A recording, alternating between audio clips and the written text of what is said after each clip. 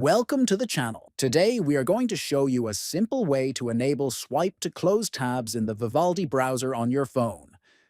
This feature can make browsing much faster and more convenient by allowing you to quickly close tabs. First, open the Vivaldi browser on your phone.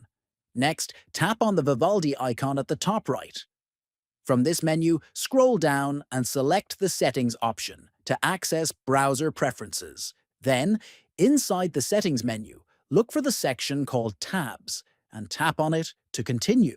Next, scroll down within the tab's settings until you find the option labeled Swipe to Close tab.